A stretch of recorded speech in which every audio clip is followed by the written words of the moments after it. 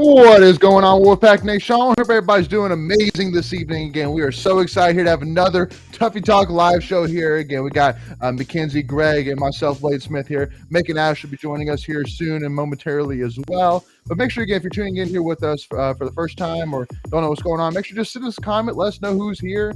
Just say hey, or hey, whatever questions or topics that you want us to cover today. Is we definitely got an exciting show here today. We got a ton to cover here. But with that being said, before we get rolling as well, make sure, again, if you haven't already, hit that subscribe button, hit that notification bell, as it's free to do, and it really helps support us and the channel. Also, to make sure that you're notified whenever we go live or whenever we release any new NC State content. And we got a couple of awesome episodes, as well as the vlog for the Victory Day as well, coming out later this week as well. So you will not want to miss out on that. Also, too, if you are already following us at Tuffy Talk now on Twitter or Instagram, make sure to do that as well. So, Greg, Kenzie, I hope you're both doing well today. Well, I'm great. Yeah, it's good seeing you guys. It's been a few days. Absolutely. Right? Absolutely. And back virtual.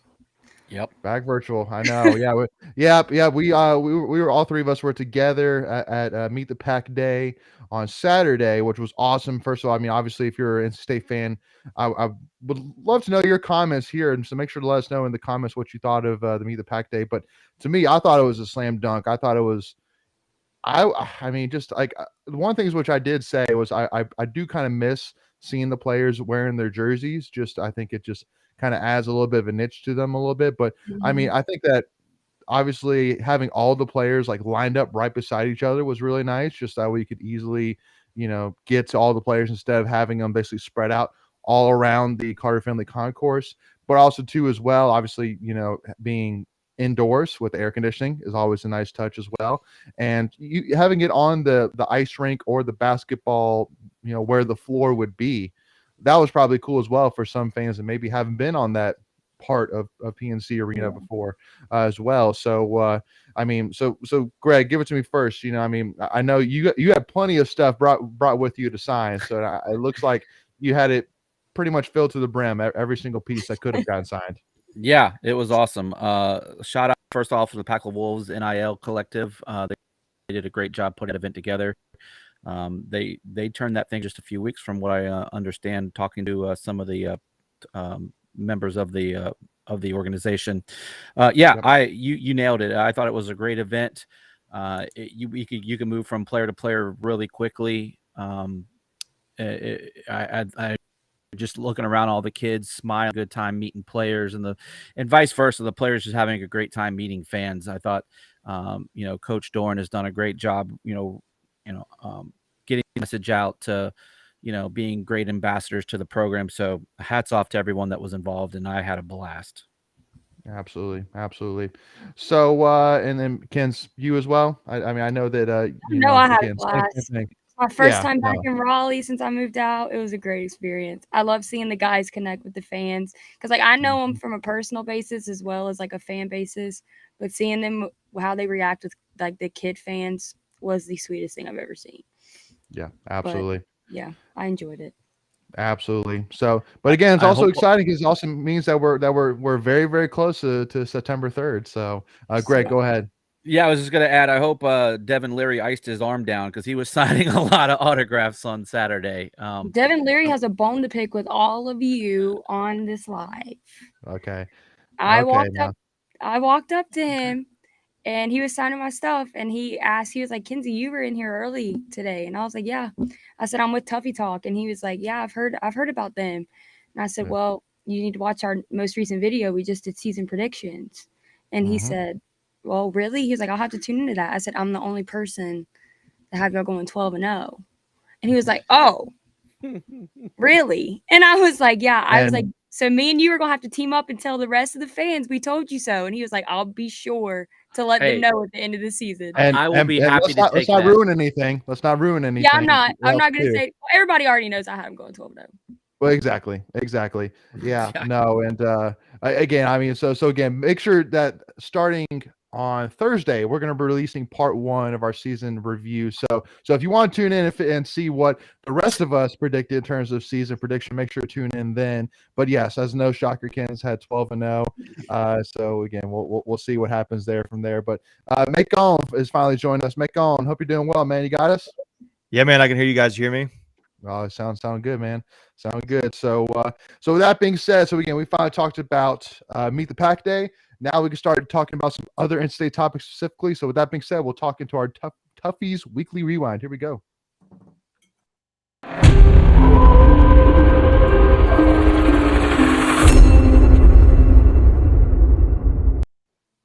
All right. So one of the biggest topics that we wanted to go ahead and get to was a couple of different NC State Pac pros recently made some pretty big highlights in the first weekend of the NFL preseason. Obviously, Ike Ekwonu, looked solid for sure in his first snaps against the Commanders for the Panthers, and then Zonovan Knight famously got a touchdown in their preseason in his preseason game with the Jets. Then Joseph got a sack. And then Jones, Vi Jones, golly, yeah, Vi Jones, Vi Jones got a sack and 6 tackles against the Steelers with the Seahawks. So definitely made quite a case for himself to make the final roster. Yep. Who else? Yeah, I think I know you're going to say Trenton Gill was crushing it for the Bears. Oh yeah, of course. Well, again, I mean, that was to be expected. You knew he was going to pick that right up, and you knew AJ Cole probably texted him a couple of tips and tricks before that first game as well. So, Macon, since you haven't had a chance to really talk yet, so which one of those performances really stood out to you, and which one would you say, besides Icky, which is most obvious because I mean he was a first round draft pick, would you say that any of those performances made a quite a case, or maybe the best case in terms of making the 53-man roster team? That's a good question. It's preseason, so it's hard to say. Yeah. Well, I think what people don't realize, and I didn't realize this until I went and looked, or actually till my brother told me about this. Trenton Gill is the only punter on the Bears roster. I don't know if you guys realize that. Yep. So he's the guy. He is the guy. So clearly why they spent a draft pick on him. So I mean, I thought his punts looked pretty good. Which, by the way, did you guys see that Ariza, whatever that guy's name, Ariza, the other punter who had like that 82-yard punt? Yeah, I did. The kid from San Diego State. Yeah, who drafted him? I forgot. Do not remember. It doesn't even matter. All that matters is that it was famous. That was 82. Yeah, I can't remember who drafted him or not. I can't remember who drafted him, but I thought Gill's punts were the one. Obviously, I think he's most likely to make the roster. I think what I've been reading on Twitter, and at least from his game this past weekend, was actually Zonovan Knight. I think may have a chance to make the roster as better than maybe Joseph or Levi Jones will. But it sounded like Zonovan Knight has been a pleasant surprise for the Jets. Not saying he's going to be a starter. They also drafted Breece Hall, or is it Breece Hall? I think it's Breece Hall. And they still have Michael Carter, or did they cut him? They had him for a little bit for the Jets. They still have him. Yep. So do I think he's going to be a maybe running back 2 necessarily? No, but I think he's shown enough what it sounds like to make the roster. So that'd be my pick probably for him, besides the obvious Trenton Gill, because he's the only guy on that position on the team. Well, and too, because what he can do special teams wise with kickoff returns as well. So I mean, I'm sure that the Jets, every NFL team is always looking for a rookie that can step in and handle punt and kick returns. And I don't think you can look too much further down the depth chart to see what Bam Knight did last year on special teams. Obviously, scoring two kickoff return touchdowns in one game. Even I think that was the resume within itself that can't be beat. So, Greg, any thoughts to add to that? Real quick, Ariza he was drafted by the Bills. But he's with Daniel Joseph then. yeah. And I know we'll probably talk about it here in a few minutes, but based off of what I saw from All Access last night, I'm really rooting for Daniel Joseph. Just what he had to say with Coach. That was awesome. Genuine. It was genuine. So if I'm rooting for anyone, we're rooting for them all, let's be honest, but I really hope to see that he sticks. I agree with that. I would agree with that. Yeah. But I thought they all made cases for themselves. So, they definitely didn't hurt themselves. So that's, you want to show off, especially when only 3 preseason games. You don't have a lot of time to make impactful plays and get those on tape. And remember, if they don't stick with their current clubs, they're putting stuff on tape for other teams, so they could end up falling somewhere else. So I think they all did a great job. Absolutely. And Jess Cook said, "Go Panthers!" And absolutely, I mean, you got to cheer for local boys, even no matter who you cheer for, except for Greg, who's obviously a Buccaneers fan. I always forget that Greg's got to ruin everything with being a Bucs fan, but that's okay. I'm a big Brady respecter, so I can respect that. So, but yeah. So with that being said, though, so we will jump into Tuffy Sweets of the Week here as we talk about the All Access episode number 1 last night. So with that being said, here we go.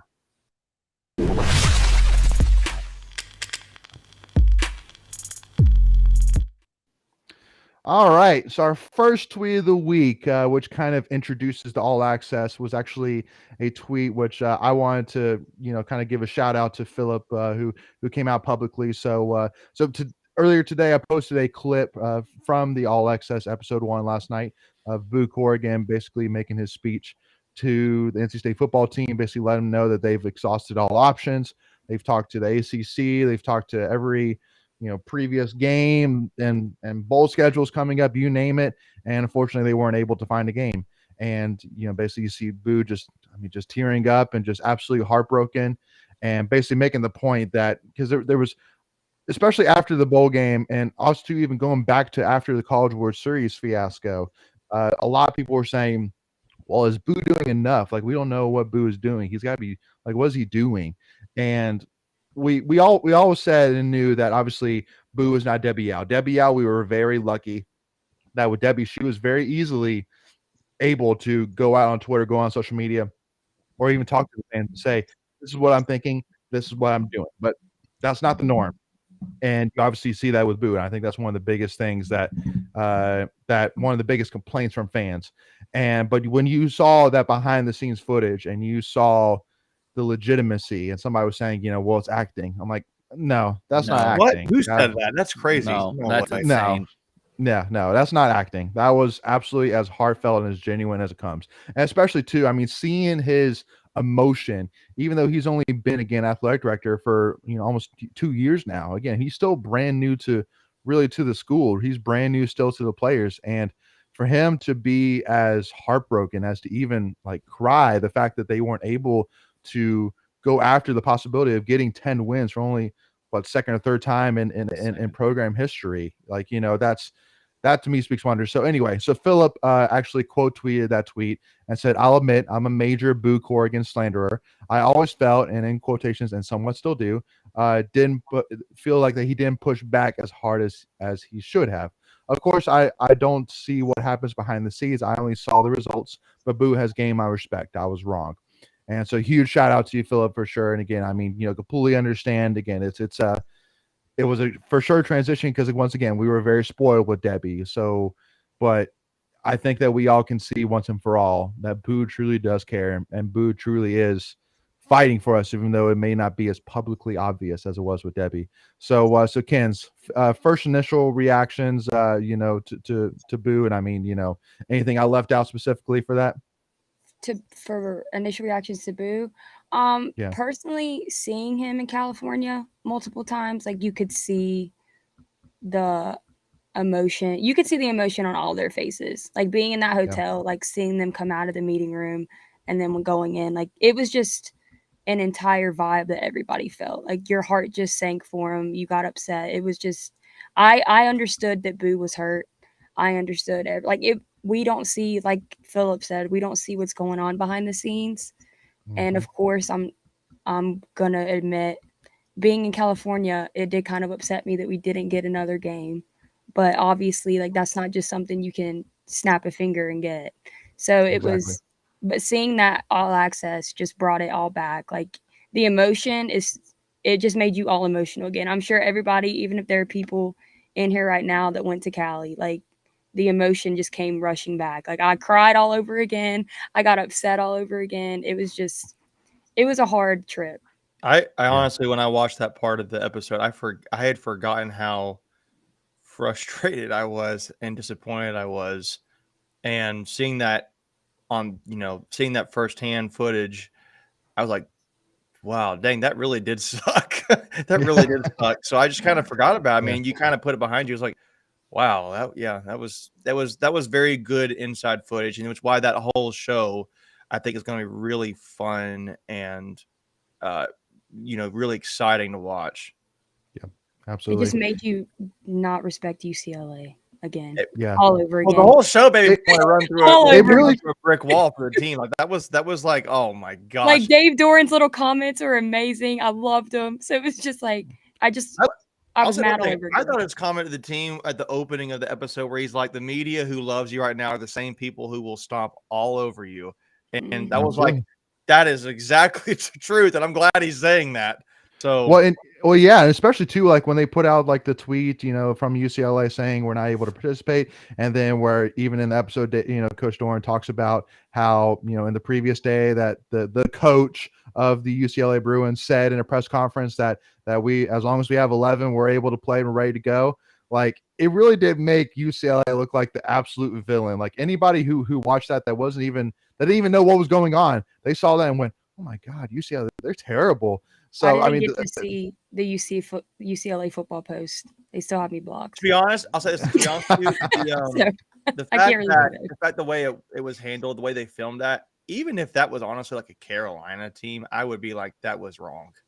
It was just, I feel like that kind of transcends your bias. It's kind of like, that's just messed up. So it's just not right.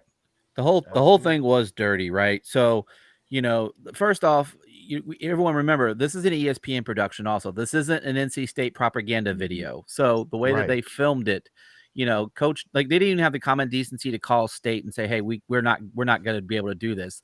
They dropped the tweet and said, we're out. Like peace. While the team had already left. That's the thing. Like they tweeted that after they were gone. Right. Because a lot of people say too, like that it wouldn't have mattered. Well, if we would have given even 24 hours advance notice, you could have possibly made a bowl game happen. Because right around that time, there was still a lot of games still on schedule. Yeah. And so I mean, like ECU, for example, I mean, obviously that would have been quite an interesting game. Hey, that could have definitely been a possibility still. So absolutely. So sorry, Greg, go ahead. Yeah, real quick, Connor, go to the ESPN on demand. If you got the app, it's there. Just search ACC Network. You should be able to find it there. They'll also be replaying it multiple times as well. I'm sure it's on YouTube too.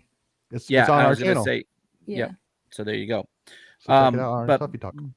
But you could even see in the bowl officials, like he was about ready to drop some F-bombs. He had to do everything he could do to compose himself. What? Go ahead. That is tricky because that's the same guy that didn't really like State fans meeting in the hotel lobby to greet the team.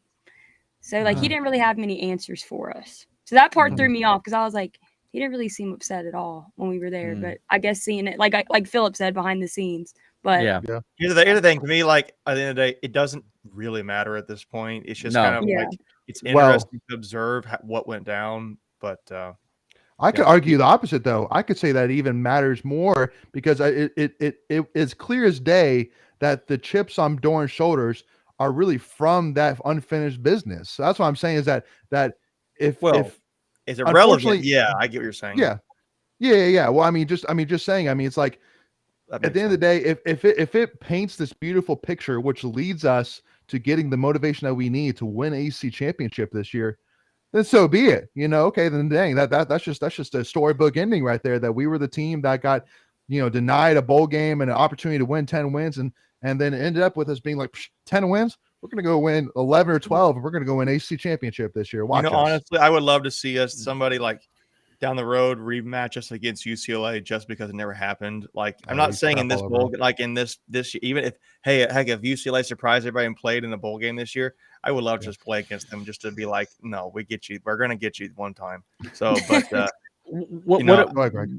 what about this? What if we got 10 wins? How does that change this year? Does Grant Gibson come back? Does Isaiah come back? Does Peyton come back? Does Tanner come back?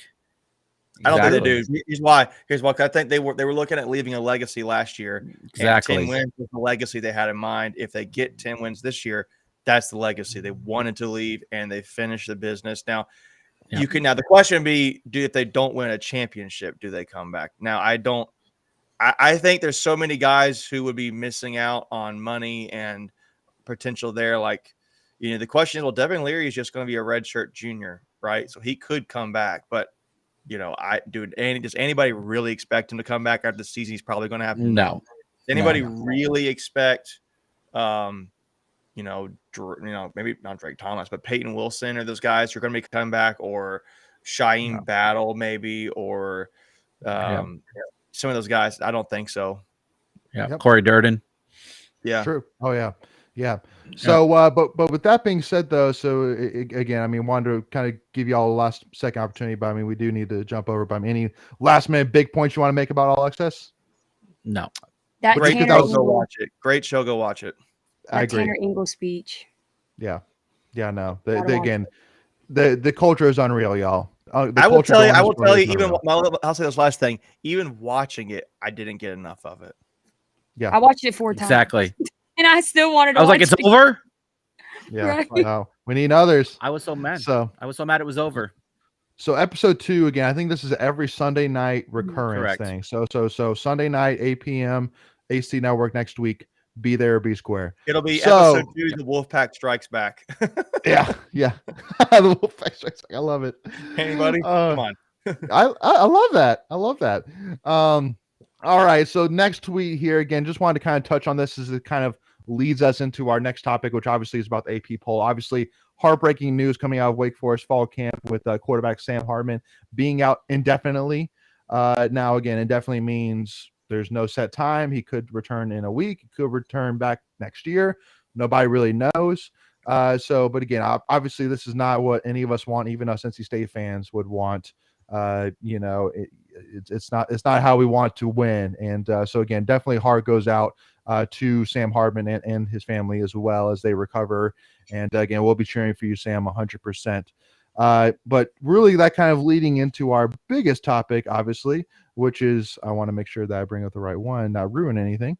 Obviously NC State got announced as number 13 in the AP poll, which is tied as the best preseason mark in school history. And this is also too where the coaches poll had us. So obviously everybody's pretty much in consensus that this is where it needs to be, besides one specific reporter, which we will talk about here in a second. But again, we'll kind of review overall the AP polls. So again, right around us. So ACC-wise, they had Clemson number 4, State number 13, Miami at 16, Pitt 17, and Wake 22. So obviously 2 of them that stand out to me I wanted to kind of discuss. Obviously Clemson at 4, which I think is ridiculous. And then Wake Forest at 22. To me, that seems like we're not sure when Sam is coming back, so we're just going to lower him a little bit. But honestly, I completely expected them to fall out of the top 25. That was kind of really my expectation. But I mean, so Greg, I mean, what was your biggest surprise? When you saw the AP poll first released. Well, so I mean, I did my poor man's Joe Giglio here with the white pad, so I broke it all down. I thought State was probably right where they needed to be. A couple of facts I'll throw out here. Number 4 was the highest we had in by any one single voter. Michael Lev out of Arizona, he had us number 4. We had 4 other people at us number 8. Lowest ranked in the poll, because we will talk about the one that we did not get ranked by, but Tom Murphy out of Arkansas had us at 23. Darren Hayes from my area up here in DC did not have us ranked, but had Carolina at 20. The ACC writers, BC writer had us at 14. One FSU at 17. The UVA Virginia Tech guy at 21. One Syracuse at 17, one Syracuse at 13, another FSU at 13, another FSU at 8. Pitt had us at 8. And then our state writers kind of did us. Jonas didn't kind of give us a lot of love there at 16. Joe had us at 10. David Thompson had us at 17. And then this is where it gets interesting. 15 of the 63 voters had us in the top 10, so about a little over a quarter. In 4 polls, we were ahead of Clemson. And all of those 4, we were the highest rated ACC team. McMurphy actually has ahead of Clemson, but he had Miami as the number 1 ACC team. So there you go. Yeah. Okay. I like it. Macon, what do you got from that? Well, to me, honestly, when I looked at this, Clemson's, a lot of people have Clemson at 4, and maybe it's because I'm a State fan, but I really don't think it is. I think they're just too high. And when what keeps me saying that they deserve to be ranked kind of high is the fact that, they had they had an average quarterback play last year with DJ Uiagalelei, and yet they still were 10-2. They had injuries just like State had injuries, and they still finished 10-2, which is better than State's record. So, what happens if there's just a little bit of improvement from DJ? Could they be 4? Maybe. Do I think they're probably more like 7? I think they're around where we are. I think they're around where we are. Honestly, I think right below 10 is honestly where they should be, in my opinion. But yeah, I mean that's just part of it. I think they could be. I think 4 is too high. I think, man, I really need to look into this Utah team because I know they're supposed to be really good, but Utah's not a name you see that high. Baylor's, I mean, whatever they're Aranda, the new coach Aranda, I think the guy's last name. He's really doing a good job there. I think it's really impressive when you look at this and you see we're ranked ahead of programs like Southern Cal and Michigan State and Wisconsin. I mean, the really Ole Miss, really good football programs. The other thing I thought about was it's nice seeing 5 ACC teams in the top 25. And then, one thing I actually kind of thought about was, man, Kentucky football has actually been pretty good lately. And they're eerily similar program-wise right now, I think, to NC State. So that would be fun. I know we just lost to them 2 years ago in a bowl game, which ended up being a lot closer than it. Well, actually, I think it wasn't as close as people thought it was when we watched it. It was just a late comeback. But we had some sit-outs too. Yeah, we did. That's true. But I that's my thoughts. I don't know what some of these other teams that are ahead of us really have. So is it feasible for us to be really better than them? Yeah, I totally think so. I would love to have us play a head-to-head matchup against some of these teams, but at the same time, not playing them allows a better chance for wins. So we'll see at bowl games. Absolutely. And I want to give a quick shout out to Hands Full, Hearts Full. Says, "What's up, guys? What's going on?" Hands Full, Hearts Full. Thanks for tuning in. And then Tom Luvender, actually a family of, so he's actually our family cousin that's ECU fan that we're actually going to be staying with when we go down for the Greenville game. And he asked what our ECU score prediction is. Well, that kind of leads us perfectly, actually. Again, so Thursday is the first part of our schedule breakdown. So make sure to tune in for that. And also, too, the week before the ECU game, we're going to be doing a breakdown of the game as well. So definitely give a teaser, though. Let's give a teaser. What do you guys think this one's going to be? I'm just curious. Hey, Kenz, you have your paper still? Oh, yeah. Oh, there we go. W. Yeah, I think the score is going to be 34-10. All right. I'll give them a few points. Right, I'm kidding. 34-10. All right, we'll tease at that. Don't want to ruin too much of it. Want to save some of it. So make sure, teaser there. So, but yes, W for sure. But again, if you want more of the breakdown, make sure to tune in again Thursday, and also to make sure to keep subscribed to us. That way you do not miss out. Again, it's free to do. And Tom, our family friend, says 24-17, but he doesn't say if ECU or NC State wins. But he already knows. Knowing him, I'm assuming NC State wins. It's State, right? He already knows. I think he knows NC State's going to win. I was just saying, can we go back to Hands Full, Heart Full? Did anyone see that whole Kentucky thing that went down last week? I didn't even see the full context of Yes. Oh, it was so bad. That was insane. Yeah. Who started it is the real question. Calipari started it. Of course he did. Yeah. Of course he did. Did he make a jab like? So fill in the background. It was a disrespectful comment he made about the football program and football fans. Was it is it appropriate to say, or was he? Just yeah. He was basically saying that he didn't understand that it's obviously Kentucky's a basketball school, like football's irrelevant. Basically, is what he was saying. Yeah. So it was more arrogance than it was like Correct. like you guys suck. Yeah. Yeah. Yeah. Like, we're better than you. Okay. Yeah. He was just. I mean, he wasn't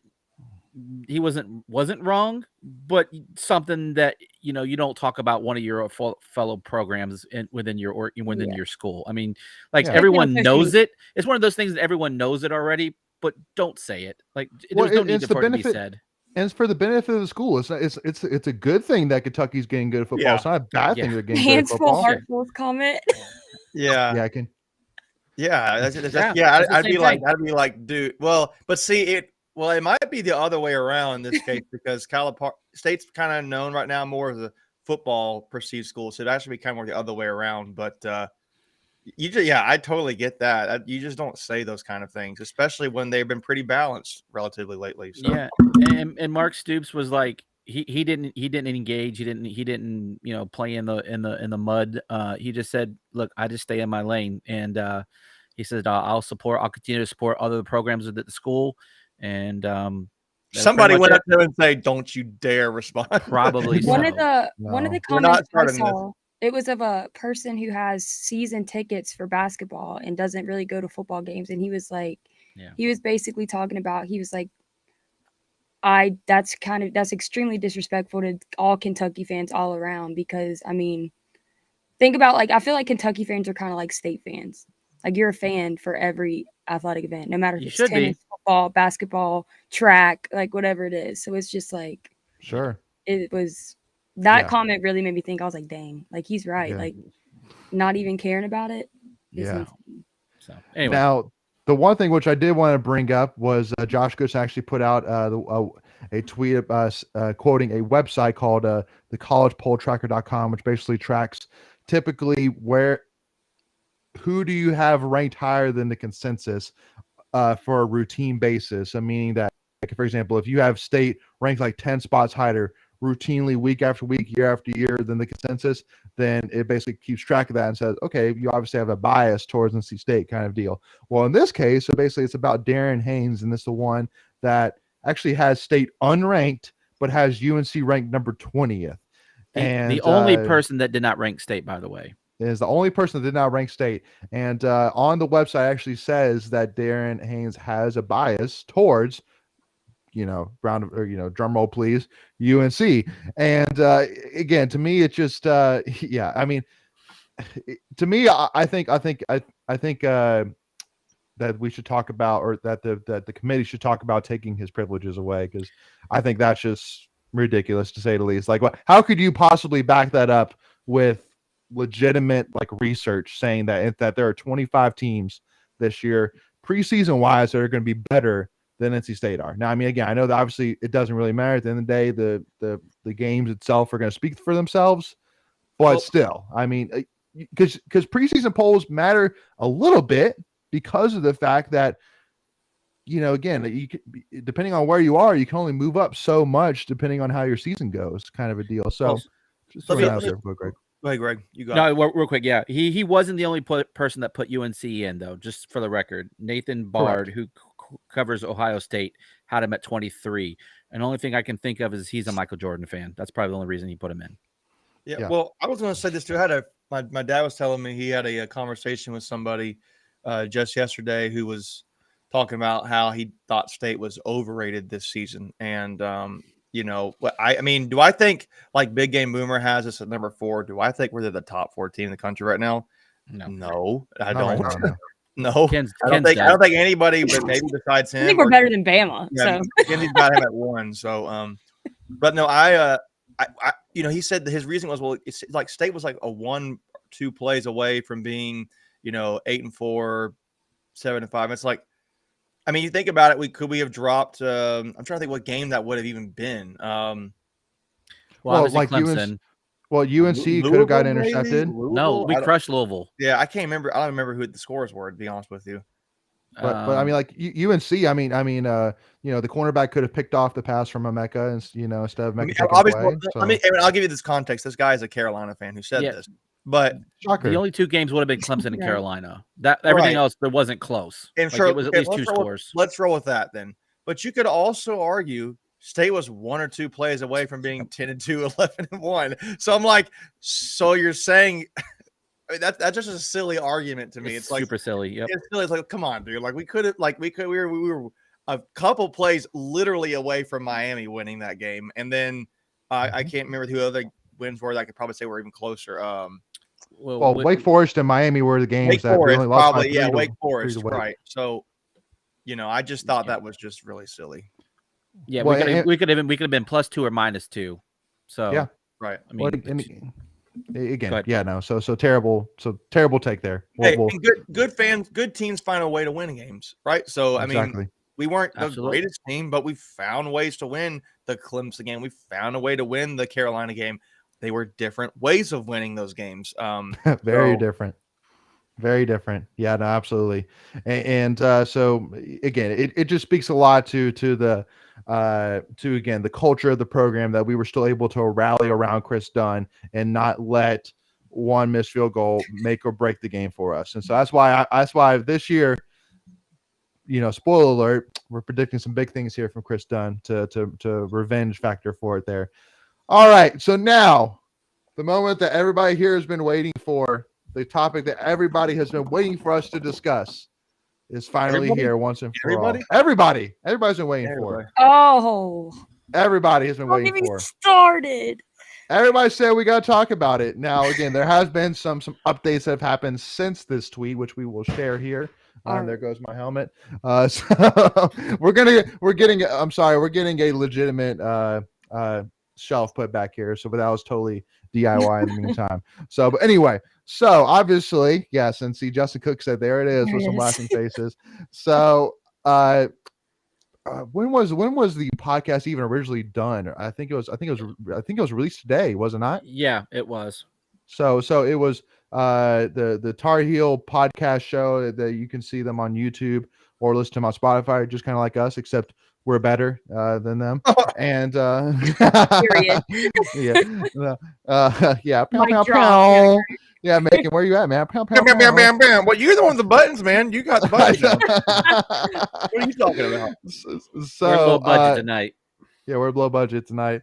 No, so Corey Smith. So basically, Corey Smith basically dropped the bomb on, but basically, Coach Banghart from UNC basically made some comments on a podcast when the podcaster asked, "Who do you love beating more, Duke or NC State?" And she basically made a comment basically saying like, "Wow, you're basically like asking me which team do I hate more," and which to me, I'm like, I wouldn't have necessarily phrased it like that necessarily, but I mean, again, but that's not even the worst part. The worst part is that basically she goes on calling NC State fans classless, which obviously I think that's more relevant. Well, I think it'd be hilarious. Sorry. I think it'd be hilarious if at the next Carolina State game, everybody dresses up really swanky and like has like wine and cheese just to be like, we're super classy. Everyone drink their drinks like this with their pinky up. Yeah, everybody whenever there's a play that should go. Yeah, I think it'd be so funny. I might steal that. And by the way, we got a bunch of people tuning in with us. I'm telling you, I might show up in a suit. I'm just saying that's legitimately might be a thing. I might go run a tux. Like I'm has serious. Like a little pipe with the bubble pipe right here, just like sitting there. We're in a prom dress. Yeah, classy. Yeah. So I think the her making the comment about in-state fans being classless is the one that's like that's too far. But then in terms of like other digs, the biggest dig there was that she said that Duke was more relevant than NC State is. No world she's living on for women's basketball. I don't know what world she's living on right now, but exactly. Well, so again, in terms of what comments have come, so here let's take a step first. So first, Greg, initial thoughts originally when you saw that clip. Let's keep it classy. Yes. She's an idiot. Keep it classy for classless fans. Yeah. Right, so I thought the most ironic part was she's calling us classless, but for so many years their athletes didn't even go to class. So wouldn't that be classless as well? I mean, I can't agree. I can't disagree with you with that.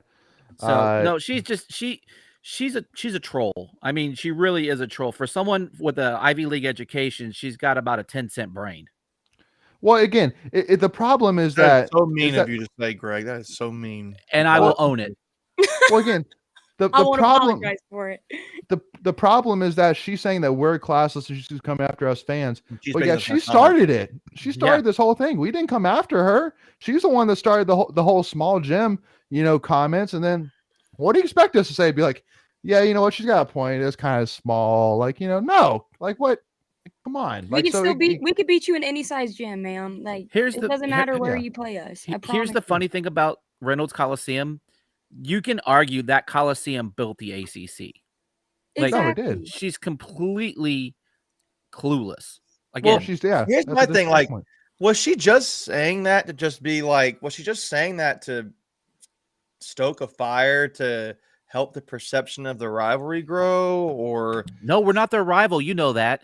well, Yeah, that's remember, also Duke's true, more great point. relevant. But you get what I'm saying? Like that was like, why would you even say that unless you had like some purpose with saying it, or at least you're clueless is probably a good way to put it. So, I mean, I don't know. It was a weird comment for her to say that, and like it was comments like, "Give me a break, come on." Right. Well, speaking of that, she might be auditioning for the remake of Clueless. I don't know. Maybe she's trying to get a new gig when this coaching thing doesn't What- work out for her. What baffles me is that she is perfect. Like, she doesn't understand that. Did you not see what happened with your small gym comments? Did you Yeah. not see We how shoved it Wolfpack down their throat. Nation You lost by how he 27. responded? Like, you're pissing off one of the most passionate fan bases in the country, and then Yeah. you're gonna come out like 3 or 4 hours later with an apology? No. Specifically to Keep that women's basketball energy, right Miss now. Banghart, whatever your name is. Yeah, Banghart, corny Banghart. Well, and again, it's just like, what have you done? Like, again, we've won 3 AC titles in a row. You've gotten knocked out of like the first round of the AC tournament all 3 years.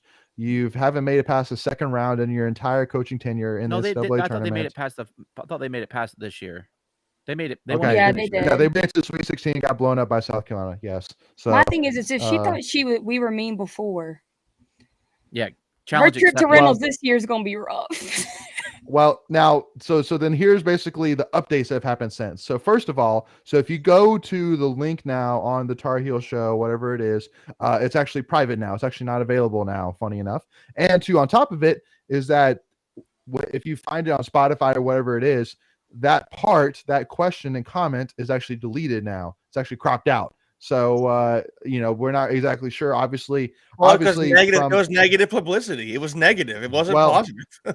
Well, so UNC women's basketball actually came out with a comment, which I'm not going to read the full comment, but make sure if you want to check it out, again, go to the UNC women's basketball Twitter page. But No, go to ours because we retweeted it. Don't give them the click.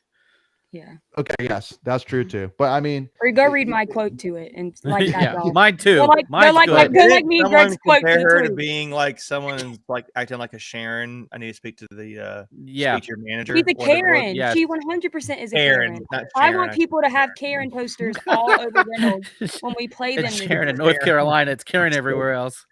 Yeah, I don't know Wow. why I was thinking it was Sharon.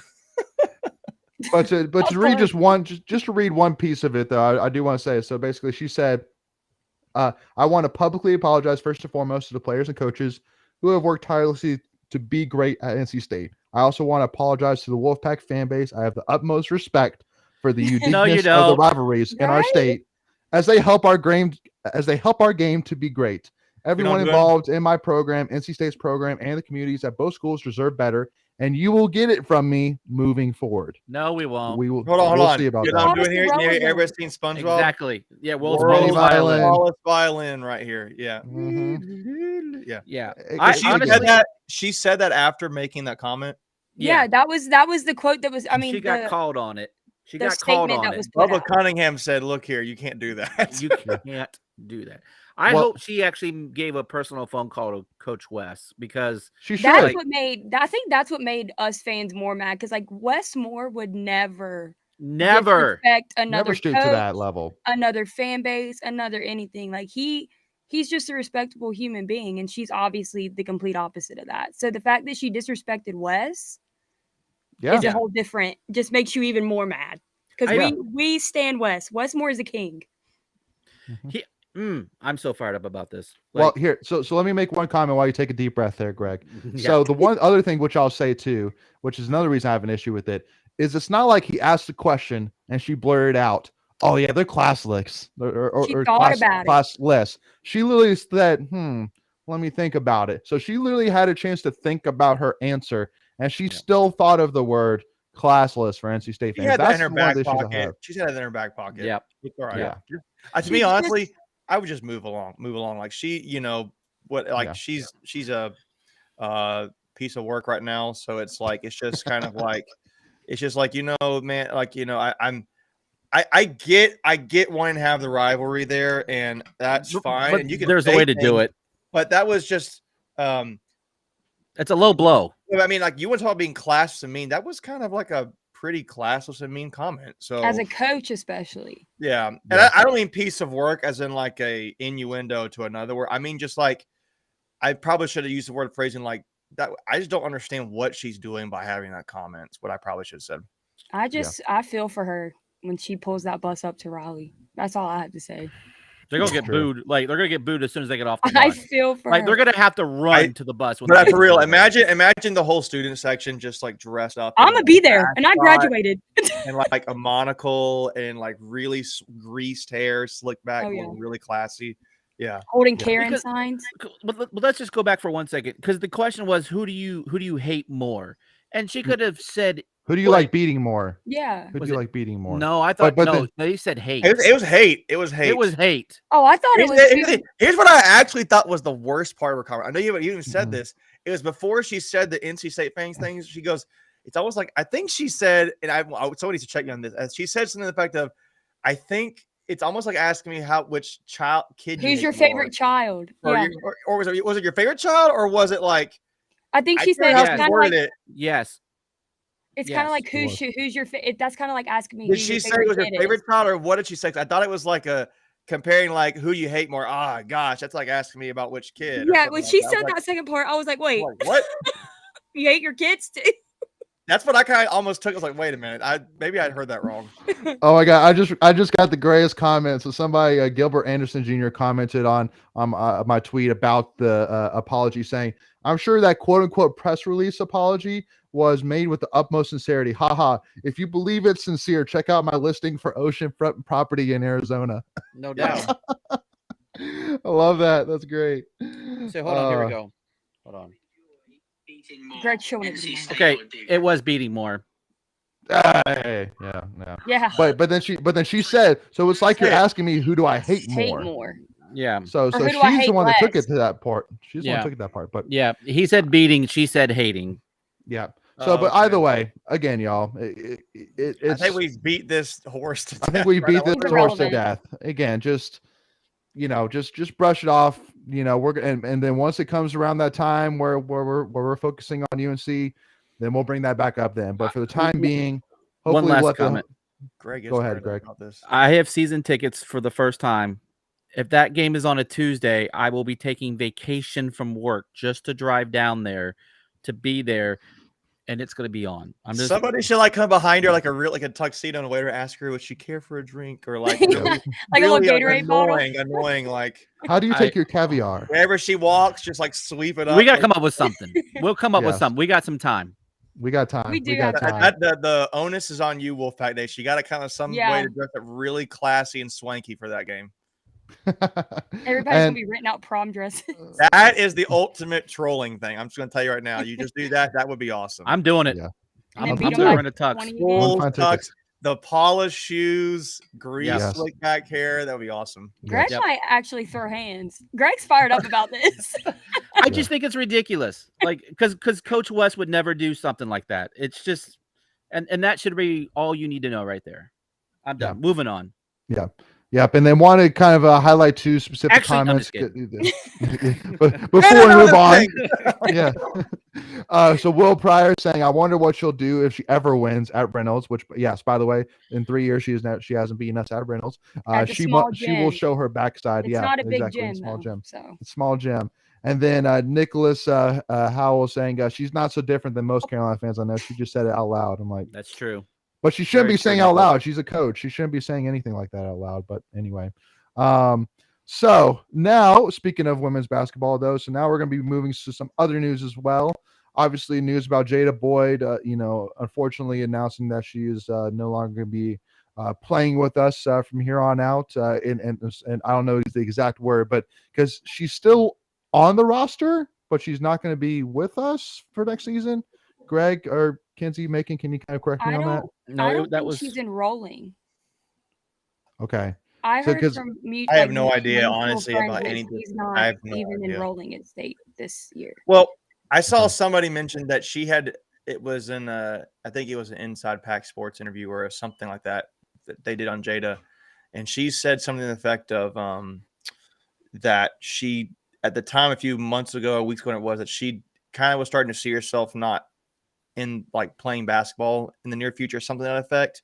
And I remember, not to get, but I remember one of the guys on Inside Pack Sports kind of mentioned that kind of perked his ears up. So there's more information. Okay. Again, had Philip Danford on. Go check out Inside Pack Sports. Great content there. But I think the tea leaves have been there.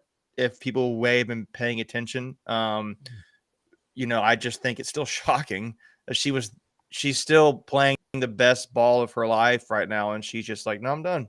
So, I mean, I will say this too, if it's in a positive way, it kind of shows you basketball's not everything. So maybe she just doesn't want to do that, and that's okay. So I kind of respect her for that. But man, it stinks. It's disappointing. It's a bummer. It makes sense why they brought in the Mimi Collins and River. So it adds in some stuff there, but now. To clarify, though, so to clarify, so this is coming from Corey Smith at Pack Pride, which make sure to check them out as well. So basically, it came out an official release saying that Jada Boyd is expected to step away from the women's basketball team ahead of 2023. She has not entered the transfer portal and is still enrolled for the summer, but state officials have now confirmed with Pack Pride that she will not enroll in the fall and therefore does not plan to play with the program this upcoming season. So that was the wording. So she's still enrolled at state, but she's not going to be playing with the team. I wonder if she's just finishing classes or something like that, or you never know. Yeah, exactly. So interesting there for sure. But I wanted to kind of show this tweet from Ernie Myers saying Jada Boyd is one of the best athletes in the ACC. In her 3 years, she helped win 3 ACC championships for the Wolfpack. Not too many players can say that. So I'm going to put respect on her name, and I wish her all the best, and you will be missed. So, again, huge shout out to Ernie for putting that together. Again, I think it's a great rendition for sure. I mean, obviously, she's a player that I think during her time at NC State, she was never one to be very vocal in terms of what her role was, in terms of having issues with the role. Because, again, she was never really one to necessarily start, but she played a lot, and she was a great 6-woman player for this team. And, again, you could rely on her to play defense, rebound the ball very well, score the basket, whatever you need her to do. She was a first team all ACC tournament last year, even just to kind of add that to her resume as a point of that she's playing her best basketball right now, just like Macon is saying. So, does it hurt? Yeah, but I think that this kind of, maybe Wes Moore saw kind of just like you said, read the tea leaves, and that's why he got so much size this offseason in the transfer portal, obviously in River Baldwin and Mimi Collins, players like that. So maybe he already had prepared for this. Not really sure, but I will say this to emphasize this. I think state fans should, I don't want to say applaud her, man, that's a little too far, but just be mindful that, again, it's not often you just hear somebody in their best part of their, playing days just say, you know what, I don't really want to anymore. And we get so caught up in as sports fans, they're actually people. It's actually a person that wants to do something different. And, she's dating, I think it's public knowledge now. She's just Darion Sebron. So, maybe that's just different else. So that's what she do with her life. Maybe she comes back to basketball. I mean, Michael Jordan, heck, he gave up basketball for a little bit, played baseball, and then went back to basketball. I think it's refreshing to a degree, realizing this is a person. Who has different things in basketball. It's not everything to them, but that's okay. Absolutely. So I think it would really stink not having her on the team, obviously. So, yeah. Greg, anything else to add on that? Yeah, the timing was just a little weird. But obviously, I'm sure, she seemed like the kind of person that probably kept people in the loop and let them know what was going on. I don't think this came as a complete shock.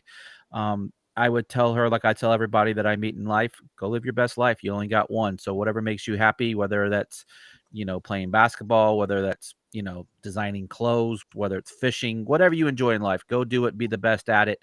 And Wolfpack Nation is always grateful for what you contributed to the program. Yep. Was a part of Wolfpack family. Always a part of Wolfpack family. Absolutely. Anything else on that, Kins, before we move on to our last topic here?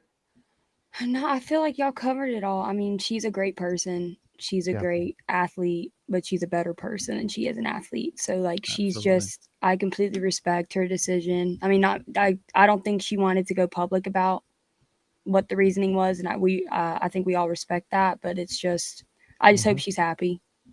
Amen to that. Yeah, I'll say a couple more things too. As this, she's leaving a legacy because she has won 3 titles, AC and NC State, and she's been to the Sweet 16 and the Elite 8. The other things I would say was, how many players can say they stopped playing when they were at their, their peak, if you will, or right there?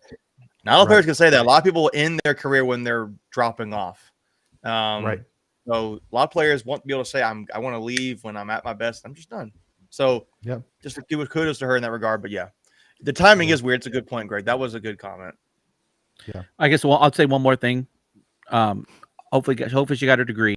Go get your degree. If it's not from state, go get it from somewhere else, and make the best of it. So she got at least her bachelor's. I know that because she graduated this past year. So but it could have been for a master's too. I don't know. Again, and keep in mind, obviously, student athletes fly through their classes and degrees much faster than normal. So that's a good point too. She got her degree. So I mean, she accomplished that from state. So that's that's worth its weight in gold.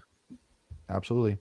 Amen. So now one kind of fun topic that Greg, I think, if I'm not mistaken, sent over to us, which is a tweet from Darren Rovell, actually. So he tweeted out saying that Miles Brennan, who's the LSU quarterback, that officially announced today that he's walking away from football, signed NIL deals. So whether it's during the offseason or whatever it was, this is crazy.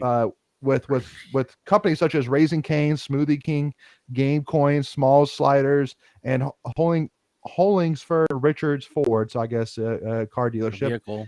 Yeah. So he didn't play a single game since signing, but because his NIL deals cannot be based on performance, he keeps all the money, even though he's walking away from football. So that's got to be one of the biggest loopholes out there. And to me, man, this is kind of one of those things like, because obviously if you're one of those companies, that is your hands are tied. Smart, your hands are tied. Well, yeah. I mean, your hands are tied because, again, it says plainly that it cannot be based on performance. But I mean, depending on how much you're paying, whatever. Because again, this is a big loophole, which I definitely say that NCAA needs to get a grip on real quick, because this is slippery huge loophole that can easily be taken advantage of. And well, man, the thing was he was the starter, right? He's predicted starter, or he was the presumed. I thought the presumed starter, or was competing. Yeah. Well, that really sucks for LSU then, unless there was somebody that was going to beat him out, and maybe that's why he walked. Would it make sense again to walk? Well, you're making all that money, and you're going to be the starter. I mean, I guess that kind of goes to Jada Boyd. She wanted to stop playing basketball, but I mean, and the reason why I say more likely that the reason I say he probably more likely was a starter is because he has so many deals with pretty big companies, especially like Smoothie King, for example. I mean, you're not going to give the backup quarterback an NIL deal for a Smoothie King, if you're Smoothie King. Or Raising Cane's. Or Raising Cane's, yeah, exactly. Raising Cane's is a big chain. Yeah. Big chain. So, but again, big loophole there. Yeah, I shared this because I think this is just another piece of the puzzle that we haven't seen yet in the whole NIL. And like no one probably even thought about this. At least most fans probably didn't think about like this is a possibility, right? Yeah.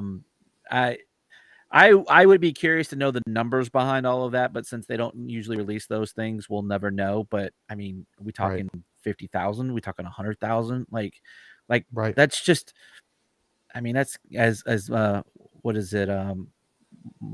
Moss, that's cash money, baby. Straight cash money. Oh, Randy Moss. Randy Moss. Thank you. Yeah, Randy Moss. Cash Money, baby. So yeah, Woo. exactly. And now on a side note, so Benjamin just put out a comment out there saying, I did not realize how big Devin Carter was until Saturday. I fully believe he can have a better year than Emezi had last year just because of his size. And DC. obviously that'd be a bold statement. It'd definitely be a big accomplishment to have a bigger year than Emezi did last year. I mean, he was hugely reliable and hugely consistent last year, but I mean, he has the potential. And again, there's no doubt that he has the size, he has the catching ability. But again, the problem that we've been having with him specifically last year is the drops. So again, if he can just be more consistent, be more reliable, catching the ball, make the simple catches, then yeah, I fully see that potential, because he's going to get the ball thrown to him this year. It's very easily known that Devin Carter and Devin Leary have a great relationship together. Greg, go ahead. No, I said, yeah, he's going to be probably one of the most primary targets because he's going to slide over into Mezi's spot and be that feature. So, a couple games he struggled a little bit with some drops and some key moments. If he gets that cleaned up, he's going to be a nightmare. A nightmare. Now, but speaking of one other thing too that we also forgot to mention in the All Access is one scene that I thought was really cool was when Devin Leary went with the Thomas family to Myrtle Beach for the week or whatever, and obviously chilled and relaxed, but did some training as well. And so to me, I'm like, it's great to see that he's trying to build his chemistry even more with Thayer Thomas that he already has, obviously working on routes, making them crisper, getting to understand the timing of it, things like that. So that's great. But also too, Corey Smith even actually was one that caught it. And I had to go back and watch and be like, oh yeah, you're right. Is actually Noah Rogers was there training with him as well. So the Ohio State commit, but the why'd you do that in air quotes, Layton? Why'd you do that in air quotes, Layton? What did I say? 4-star, right? Ohio State commit. Well, because again, I mean, that he is a commit. He is a commit, but I couldn't remember if I did it to 4-star or if I did it to Ohio State, because again, because the only reason I do it 4 stars because there's talks of him apparently, being able to move up to 5-star. I don't really know about that, really, but he's really good. I mean, there's not many receivers who have the natural ability he does. He's got stuff he's got to work on, but I mean, he can't teach size. Good.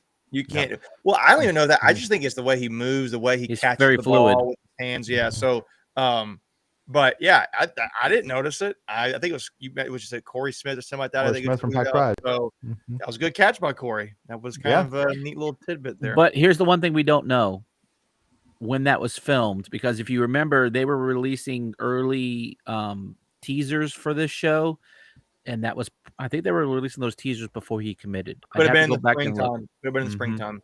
Yeah, because that was when Pro Day was, so I was expecting. It wasn't like it was a week ago.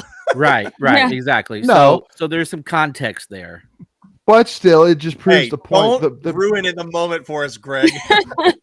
Greg, with your reasoning. Because no matter when it was, the biggest thing that we know from it is obviously the relationship is there between Noah Rogers, Lex, Devin, Thayer, Drake. So I mean, the relationship is there. So it's just another reason besides the other ones that we made, such as that in his description doesn't say Ohio State commit, and obviously other reasons as well, that again, it's not over yet. Let's put it that way. Is that especially again, I say it again, if he takes a visit specifically to a game this year, that to me is a huge sign that he's going to flip, because that Doran is going to have all his boys, the Lex Thomases, the Javonte Vereen, all those guys are going to be standing right there beside Noah Rogers during that whole time. Hey, I'm just going to tell you right now, there's already talk about I mean, the Thomas brothers are friends. Lex and Noah are like best friends. They played, Pee-wee football together. So you can imagine they're still hanging out together. They're still going to trips. I think Lex had a game this past weekend. Wouldn't be surprised if he was there.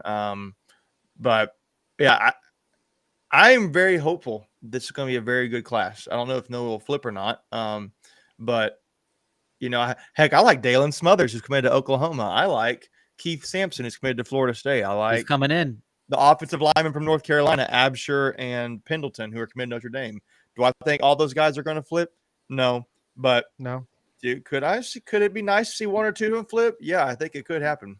Yeah, absolutely. Well, especially if we also get Especially Kevin win. Concepcion as well. So, well, my thing is, Concepcion helps. You got Cooley, you got Lex. Those are all really good buddies.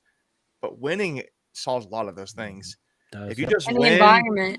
Signing day is not till February, right? So it's just a matter of give it time. Right. Give You it can, some but time. you could, Do you your could, job. yeah, you could sign in December, but yeah, the early signing period. Early sign day. Okay, you're right. Excuse me. You're right. So, good point. Yep. so if they don't sign in December, Either way, yeah. you win in November, you have time there in early December. So Yep.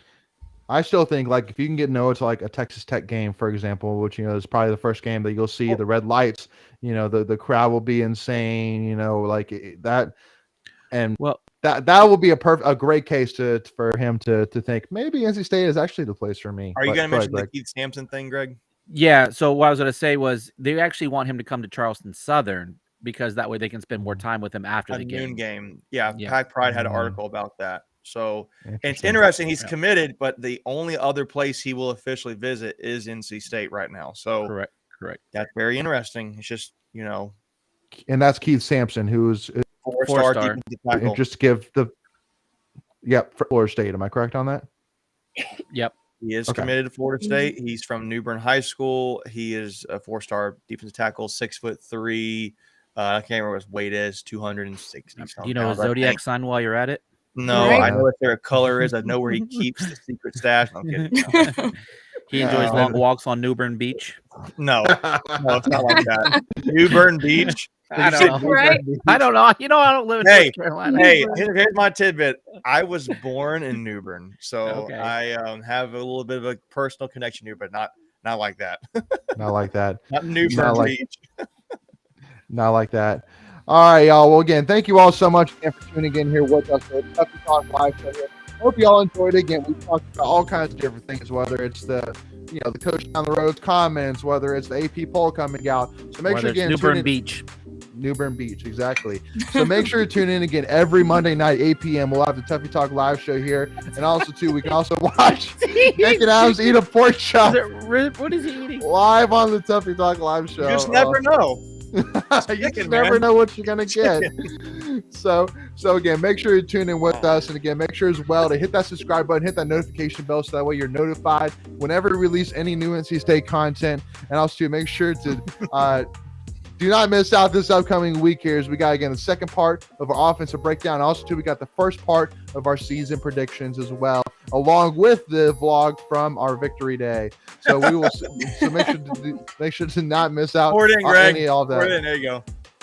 So, and also to make sure as well to again check out our brand new channel memberships. Again, I'm sorry, making it Greg got me all distracted over here, but yeah. So make sure to check out our brand new channel memberships for as little as $1.99 a month. You get access to all kinds of exclusive Tuffy Talk content and perks that will be super valuable and you will love. And so make sure to check that out. And also make sure to give us a follow Tuffy Talk now on Twitter and Instagram. But thank you all so much. Really do appreciate it. And as always, go Pack, y'all.